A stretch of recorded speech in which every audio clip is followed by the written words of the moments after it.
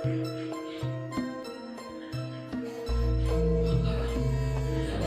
kamu bangga. Hei, apa kabar semua? Sehat? Assalamualaikum warahmatullahi wabarakatuh. Blangkon. Blangkon identik dengan pria Jawa. Tutup kepala bagi kaum pria Jawa. Kalau di Sunda, suku Sunda tuh ada ikat kepala juga, tutup kepala. Namanya ikat atau totopang. Kalau di Bali namanya uweng. Karena gue pakai blangkon, gue akan kupas sedikit sejarah blangkon. Bagaimana blangkon bisa dipakai oleh para kaum pria Jawa di saat ada acara atau upacara adat. Blangkon selalu digunakan sebagai tutup kepala, simbol bagi pria Jawa. Blangkon terbuat dari kain batik. Konon dulu ada cerita kenapa kain sebagai ikat kepala. Dulu Aji Saka atau Aji Soko yang namanya diabadikan sebagai kalender Jawa, yaitu tahun Saka. Dulu Aji Soko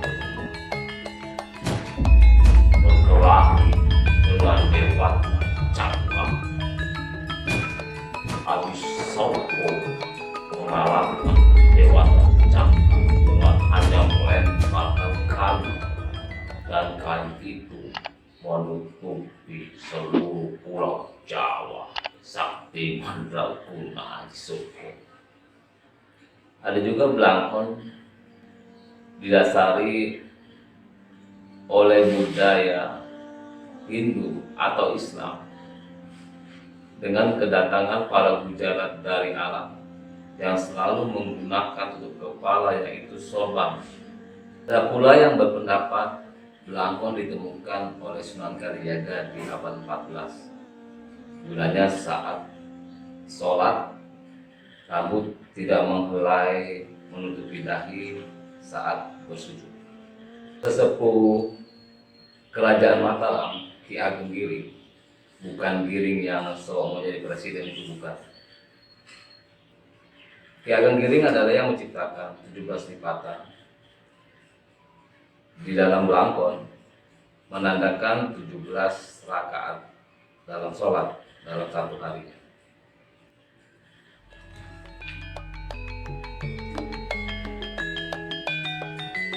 Blangkon juga mempunyai filosofi tandensial antara makhluk dan penciptanya. Blangkon mempunyai dua ujung kain, satu sebagai syahadat tauhid, dua sebagai syahadat rasul. Bila dua syahadat itu dipertemukan, akan menjadi ain. Artinya, jika dua syahadat tersebut ditaruh di atas kepala, akan menjadi tempat yang paling terhormat. Maksudnya, segala pemikiran yang keluar dari makhluk di kepala adalah pemikiran akal sang pencipta. Rambut dalam istilah Jawa adalah mustoko, sesuatu yang harus dijaga. Jika menggunakan blangkon juga untuk memancarkan keindahan dan kegagahan. Tidak diketahui asal-usul kapan orang Jawa pertama kali menggunakan blangkon. Seiring berjalannya waktu, ikat kepala menandakan identik seseorang atau asal-usul seseorang yang diwakili oleh Wirohan Jabon, Cempet, Waton, dan kunjungan corak. Makin tinggi nilai pengguna blangkon tersebut, maka semakin tinggi nilai sosialnya bagi pengguna blangkon tersebut. Gunanya hanya dalam pendalaman diri. Secara umum belangkon terbagi dalam dua jenis, yaitu mendolan seperti ini dan lepes seperti ini. Dulunya belangkon hanya boleh dibuat oleh seniman keraton dengan pakem yang ditentukan oleh kerajaan, sama seperti cara pembuatan keris waktu itu. Awalnya diciptakan belangkon mendolan, dulunya lelaki Jawa tuh banyak yang berambut panjang. Karena panjangnya rambut, memakai kain ikat langsung dimendol di belakang seperti itu. Filosofinya adalah segala yang disembunyikan harus dijaga rapat-rapat. Menjaga perasaan diri sendiri untuk menjaga perasaan orang lain. Belangkon mendolan adalah representasi orang Jawa, khususnya bagi orang Yogyakarta. Dengan seringnya memendam perasaan dan akhirnya keluar juga. Tetapi pernyataan itu sempat disangkal oleh ahli sejarah karena belangkon mendolan adalah trik divide in impera company pada waktu itu, atau strategi pecah belah untuk memecah belah kerajaan Mataram.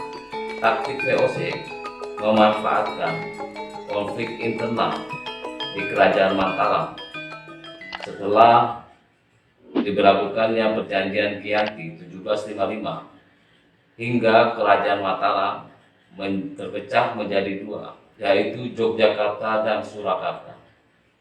Tumbuh dengan cara masing-masing.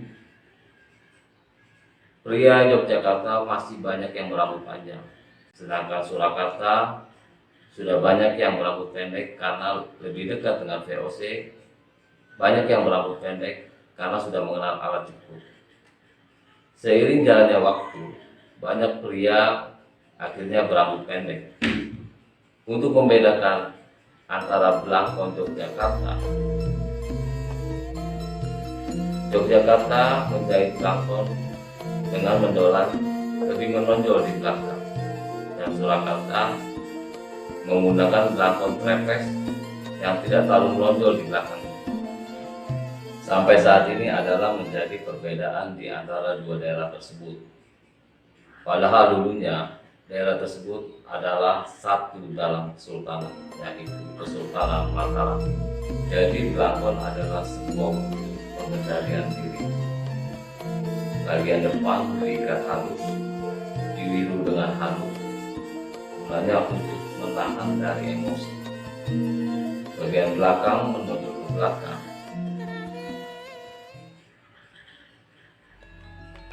Hati boleh marah, tetapi kepala tidak. Karena dulunya, jika lelaki Jawa sedang emosi, dia akan melepas rambutnya berurai, membiarkan rambut berkibar. Terurai rambut panjang itu menandakan saat itu pria Jawa sedang emosi. Istilah ini juga banyak yang salah memahami. Ada istilah mendolan di belakang adalah baik di depan tapi dongkol di belakang. Gunanya untuk menyembunyikan niat kebusukannya atau niat jahatnya. Padahal hati seseorang hanya Tuhan yang tahu. Ada juga istilah mendolan di belakang, mencegah manusia dari tidur dan menutup mata, lurus terhadap Sang Pencipta. Artinya agar tidak melupakan empunya dunia dan seisinya. Seperti istilah di 17 lipatan dalam belangkon adalah 17 rakaat dalam satu hari. Saking legendanya belangkon juga menginspirasi operasi berbasis Linux, yaitu blank on. Oke, terima kasih. Itu aja cerita singkat soal belakang dan filosofi. Terima kasih sudah hadir di sini. Assalamualaikum.